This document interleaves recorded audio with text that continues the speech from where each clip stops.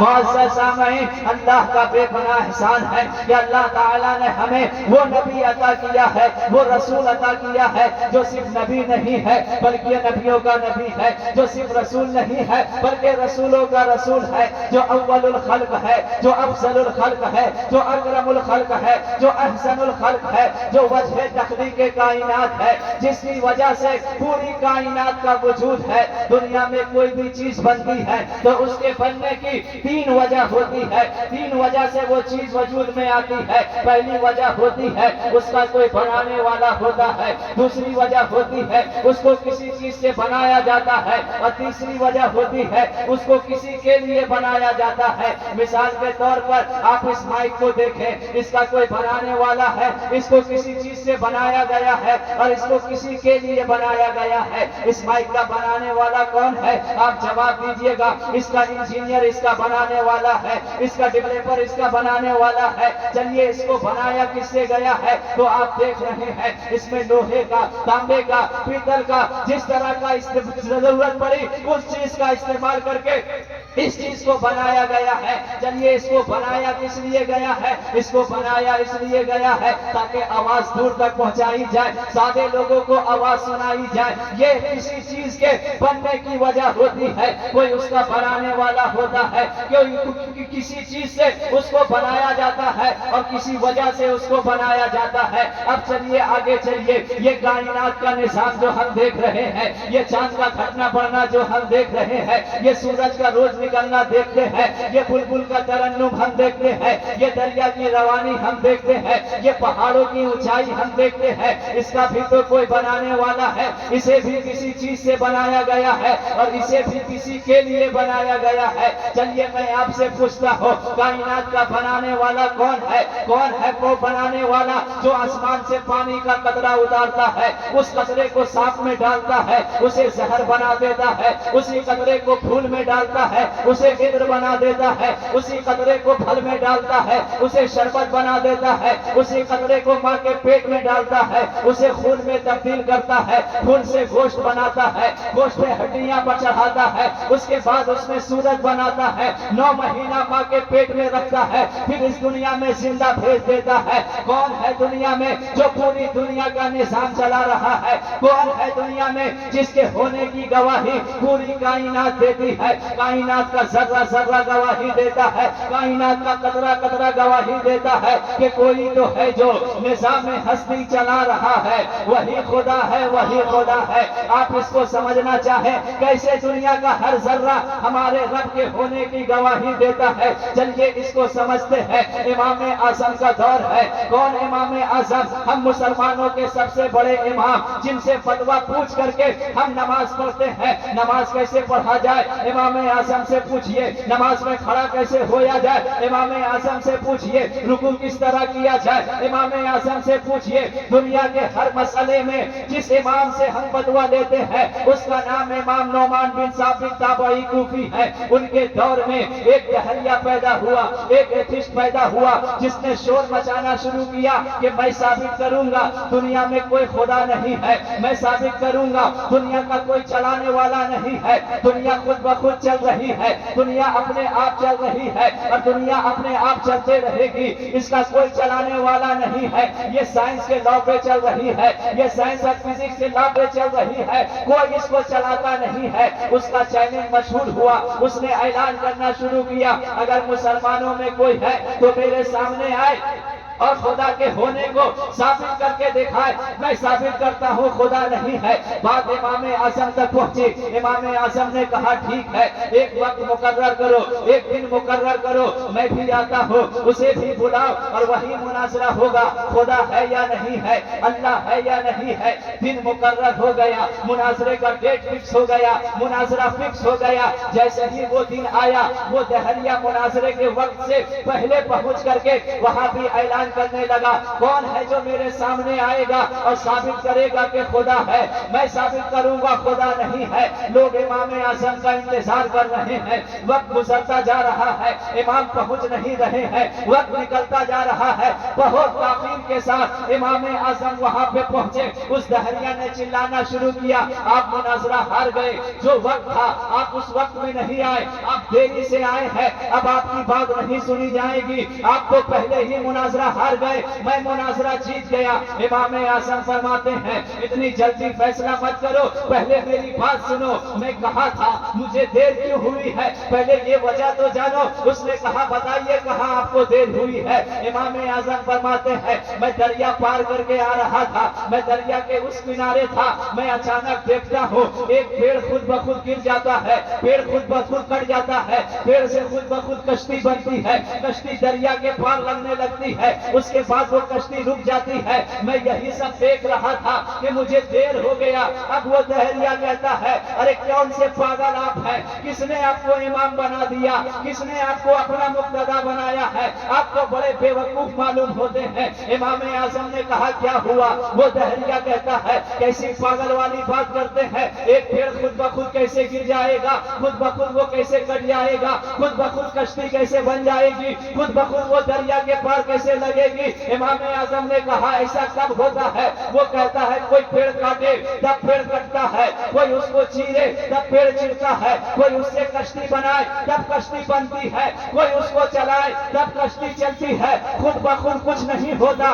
اب امام اعظم فرماتے ہیں اب تم چپ رہو، اب میں بولتا ہوں۔ کیا تو نے کہا ایک درخت خود سے نہیں کٹ سکتا؟ کیا تو نے کہا ایک کشتی خود سے نہیں بن سکتی؟ کیا تو نے کہا کشتی خود سے پار نہیں لگ سکتی؟ ارے بے وقوف، جب تو اتنا مانتا ہے کہ ایک کشتی خود سے نہیں بن سکتی ہے تو بتا یہ کائنات کا نظام کیسے بن گیا ہے، یہ چاند کی چاندنی کیسے بن گئی ہے، یہ سورج کی روشنی کیسے بن گئی ہے، یہ کہکشاں کا جمال کیسے بن گیا ہے، یہ پہاڑوں کی اونچائی بتا رہی ہے اس کا بنانے والا کوئی موجود ہے، چڑیوں کی چہک بتا رہی ہے اس کا بنانے والا کوئی موجود ہے، دریا کی روانی بتا رہی ہے چلانے والا کوئی موجود ہے، یہ آبشاروں کے نغمے بتا رہے ہیں ان کو نغمگی دینے والا کوئی موجود ہے، کوئی موجود ہے، کوئی تو ہے جو نظام ہستی چلا رہا ہے، وہی خدا ہے، وہی خدا ہے۔ امام اعظم نے جو کہا تھا کسی شاعر نے اس کا ترجمہ اپنے اشعار میں یوں کیا تھا یہ آگ یہ پانی یہ ہوا ہے کہ نہیں ہے، یہ برق یہ بارہ یہ گھٹا ہے کہ نہیں ہے، یہ پھول یہ کلیاں یہ صبا ہے کہ نہیں ہے، ہر رنگ میں وہ جلوہ نما ہے کہ نہیں ہے، اب بول میرے پیارے خدا ہے کہ نہیں ہے، اب بول میرے پیارے خدا ہے کہ نہیں ہے۔ کس ذات کا لہروں کی زباں پر ہے وظیفہ، کس ذات کی ہیبت کا سمندر ہے صحیفہ، کس ذات نے انسان کو بنایا ہے خلیفہ، احساس تجھے اس کا ذرا ہے کہ نہیں ہے، اب بول میرے پیارے خدا ہے کہ نہیں ہے۔ پھیلے ہوئے ہر سمت کمالات ہے کس کے، یہ لوح و قلم عرض و سماوات ہے کس کے، تاحت نظر سب سے نشانات ہے کس کے، نظروں میں تیری عرض و سما ہے کہ نہیں ہے، اب بول میرے پیارے خدا ہے کہ نہیں ہے۔ ذرا ہاتھوں کو اٹھا کر کے میرے ساتھ کہیں کہ میرا خدا ہے، دونوں ہاتھوں کو اٹھائے کہیں میرا خدا ہے، میرا خدا ہے، کوئی تو ہے جو نظام ہستی چلا رہا ہے، وہی خدا ہے، وہی خدا ہے۔ نعرے تکبیر، نعرے رسالت، تاجدار سلطانی کانفرنس، سرزمین مومن پور ٹمری شریف، نعرے تکبیر۔ اس پوری کائنات کا بنانے والا میرا پروردگار ہے، جس نے لفظ کن سے پوری دنیا کو بنایا، وہ میرا مالک ہے۔ بچہ پیدا ہوتا ہے اس کو کوئی زبان نہیں آتی، اسے کچھ نہیں آتا، لیکن بچہ پیدا ہوتا ہے وہ بولنا شروع کرتا ہے تو ہر ایک کی آواز الگ نکلتی ہے۔ بولو ایک زبان سے اتنی آوازیں نکالنے والا کون ہے؟ تو تمہارا دل گواہی دے گا وہ میرا پروردگار ہے، وہ خالق کائنات ہے۔ چلیے کائنات کا بنانے والا میرا اللہ ہے. اب آگے بڑھتے ہیں. اللہ نے اس دنیا کو بنایا کس سے ہے؟ کس چیز سے تخلیق کیا ہے؟ آگ سے، مٹی سے، پانی سے، ان چیزوں سے اللہ نے کائنات کی تخلیق کی ہے. اب میں آخری بات پہ آ رہا ہوں. اصل میں جہاں آپ کو لانا تھا وہاں میں پہنچ رہا ہوں. کائنات کا بنانے والا اللہ ہے. اس کو بنایا گیا پانی مٹی سے. اب آخری سوال ہے، یا اللہ تو نے کائنات کو بنایا کس کے لیے ہے؟ تو نے یہ نظام سجایا کس کے لیے ہے؟ تو نے یہ دنیا بنائی کس کے لیے ہے؟ تو رب کریم کا فرمان آج بھی یہ صدا دے رہا ہے، اے میرے حبیب لولا کا لما خلقت دنیا، لولا کا لما خلقت الافلاک. اے میرے پیارے محمد، اگر آپ کو بنانا نہ ہوتا میں زمین و آسمان کو نہ بناتا. آپ کو بنانا نہ ہوتا میں کائنات کو نہ بناتا. آپ کو بنانا نہ ہوتا آدم صفی اللہ نہ بناتا. آپ کو بنانا نہ ہوتا موسیٰ کلیم اللہ نہ بناتا. ابراہیم خلیل اللہ نہ بناتا. اسماعیل ذبیح اللہ نہ بناتا. نبیوں کو نبوت نہ دیتا، ولیوں کو ولایت نہ دیتا. کائنات میں کچھ بھی نہ ہوتے اگر آپ نہ ہوتے. کبھی شاعر مشرق ڈاکٹر اقبال نے کہا تھا، ہو نہ یہ پھول تو بلبل کا ترنم بھی نہ ہو، چمن دہر میں کلیوں کا تبسم بھی نہ ہو. خیمہ توحید کا استادہ اسی نام سے ہے، نہ بسے ہستی کا پیشہ مادہ اسی نام سے ہے. تبھی ہم عاشقوں کے امام نے، ہم عاشقوں کے تاجدار نے، امام احمد رضا خان نے بریلی کی سرزمین سے مچل کر کہا تھا، یا رسول اللہ زمین و زمان تمہارے لیے، مکین و مکان تمہارے لیے، چنین و چنا تمہارے لیے، بنے دو جہاں تمہارے لیے، دہن میں سبا تمہارے لیے، بدن میں حجا تمہارے لیے. ہم آئے یہاں تمہارے لیے اور اٹھے بھی وہاں تمہارے لیے. سبحان اللہ. ہم آئے یہاں تمہارے لیے، اٹھے بھی وہاں تمہارے لیے. تو اللہ کا کتنا بڑا احسان، اس کا کتنا بڑا کرم ہے کہ جس نبی کے صدقے اس نے پوری کائنات کو بنایا ہے. اللہ کا احسان کہ اس نے ہمیں ان کا امتی بنایا ہے، ہمیں ان کا کلمہ پڑھنے والا بنایا ہے. اور احسان پر احسان یہ صرف کلمہ پڑھنے والا نہیں بنایا، ان کا وفادار بنایا ہے، ان کا چاہنے والا بنایا ہے. آپ کے دل میں ایسی محبت ڈالی ہے کہ سارے لوگ اپنے بستر پہ گم ہیں اور آپ یہاں بیٹھے ہیں. پوری دنیا کو نیند آ گئی، ان کا دیوانہ بیدار ہے. آپ ہی فیصلہ کیجئے کون جنت کا حقدار ہے، سبحان اللہ. کون جنت کا حقدار ہے. معزز سامعین، اپنے نبی کی مجلس میں بیٹھ کر کے ان کے نام کا نعرہ لگا کر کے، ان کے نام پہ پیسہ خرچ کر کے، ان کے نام پہ اپنی نیندوں کو قربان کر کے کبھی یہ مت سمجھیے گا مصطفیٰ جان رحمت کو ہمارے ذکر کرنے کی ضرورت ہے، مصطفیٰ جان رحمت کو ہمارے نعت سننے کی ضرورت ہے، مصطفیٰ جان رحمت کو ہماری مجلس سجانے کی ضرورت ہے. ان کی شان یہ ہے، ان کا مقام یہ ہے کہ اللہ فرماتا ہے، اے میرے حبیب ورفعنا لک ذکرک، ہم نے تیری خوشی کے لیے تیرے ذکر کو بلند کر دیا ہے. رب نے یہ نہیں کہا اے میرے حبیب میں تیرا رتبہ بلند کر رہا ہوں. رب نے یہ بھی نہیں کہا اے میرے حبیب میں تیرا رتبہ بلند کر دوں گا. اللہ نے فرمایا اے حبیب تیرا رتبہ میں نے بلند کر دیا ہے. کس نے بلند کیا ہے؟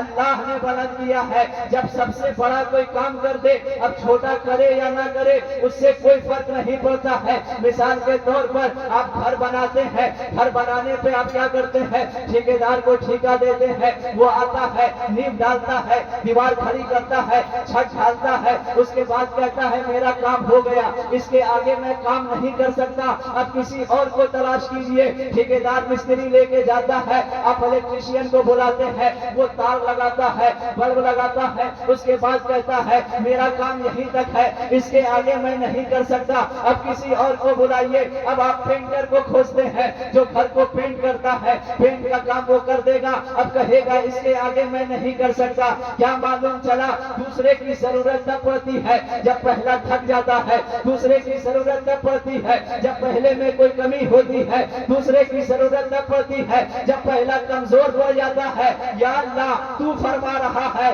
کہ تو نے رتبہ بلند کر دیا ہے، نہ تیری بلندی کی کوئی حد ہے، نہ تیری طاقت کی کوئی حد ہے، نہ تیرے بلند کرنے کی کوئی حد ہے۔ جب تو نے بلند کر دیا ہے پھر ہمیں کیوں کہتا ہے میرے نبی کا ذکر کرو؟ پھر ہمیں کیوں کہتا ہے میرے نبی کا تذکرہ کرو؟ پھر ہمیں کیوں کہتا ہے میرے نبی کے نام کے نعرہ لگاؤ؟ تو رب کی رحمت آج بھی جواب دے رہی ہے، سنو رسول اللہ کے دیوانوں، تم رسول اللہ کا ذکر کرو اور دل کھول کے کرو، یہ سوچ کے نہیں کرو کہ تمہارے ذکر کرنے سے ان کا رتبہ بلند ہوتا ہے، تم یہ سوچ کے کرو کہ ہمارے ذکر کرنے سے ہمارا رتبہ بلند ہو جاتا ہے، ہمارا اسٹیٹس بلند ہو جاتا ہے، ہمارا مقام بلند ہو جاتا ہے۔ مصطفیٰ کی بارگاہ وہ بارگاہ ہے کہ وہاں جو جتنا جھکتا ہے اللہ اتنا بلند کر دیتا ہے، جو جتنا بڑا غلام بنتا ہے اللہ اسے اتنا بڑا امام بنا دیتا ہے۔ مصطفیٰ کی بارگاہ میں حضرت ابو بکر جھکتے ہیں،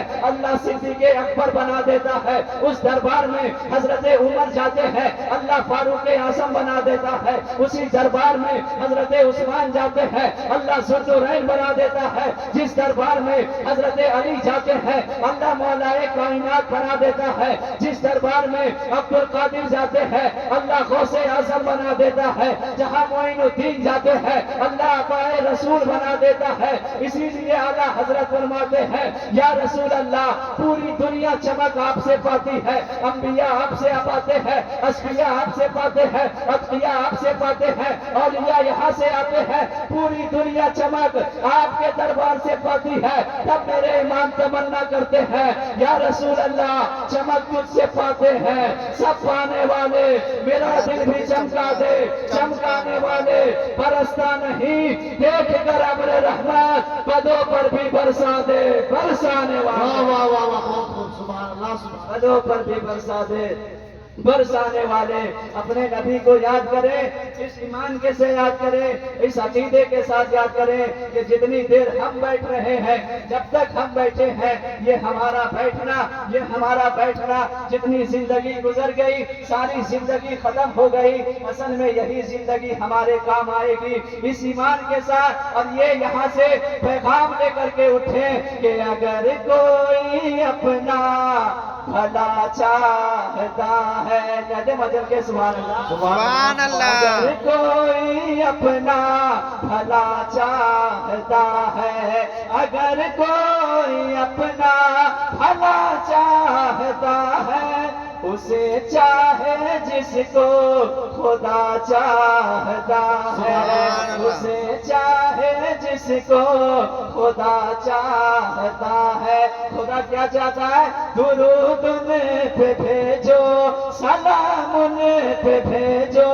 درود ان پہ بھیجو، سلام ان پہ بھیجو، یہی مومنوں سے خدا چاہتا ہے، یہی مومنوں سے خدا چاہتا ہے۔ خدا کی رضا چاہتے ہیں دو عالم، خدا مصطفیٰ کی رضا چاہتا ہے، خدا مصطفیٰ کی رضا چاہتا ہے۔ ماشاءاللہ سبحان اللہ، بہت اچھا آپ نے سنا، بہت اچھی آپ کی مجلس، بہت اچھی آپ کی سماعت۔ اللہ آپ کے سننے کو، ہمارے بولنے کو قبول فرما لے۔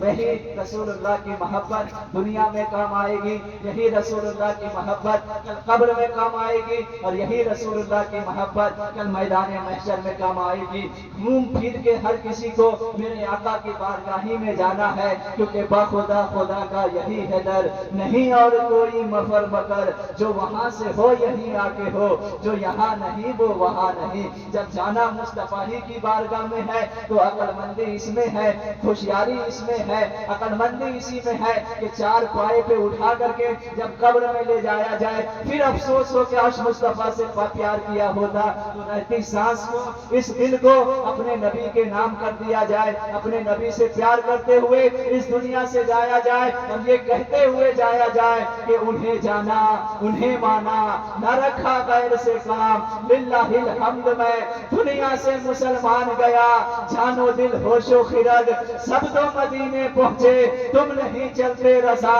سارا تو سامان گیا، دل ہے وہ دل جو تیری یاد سے معمور رہا، سر ہے وہ سر جو تیرے قدموں پہ قربان گیا، سر ہے وہ سر جو تیرے قدموں پہ قربان گیا۔ انہی چند جملوں کے ساتھ میں اپنے گفتگو کو اختتام دیتا ہوں۔ اللہ ہمارے بولنے کو، آپ کے سننے کو قبول فرمائے، صاحب عرس کے فیضان سے اللہ تعالیٰ ہم تمامی لوگوں کو مالا مال فرمائے۔ اللہ تعالیٰ آپ کے انتظام و انسلام کو قبول فرما لے۔ آمین۔ کلمہ طیبہ لا لا الہ الا اللہ محمد رسول اللہ۔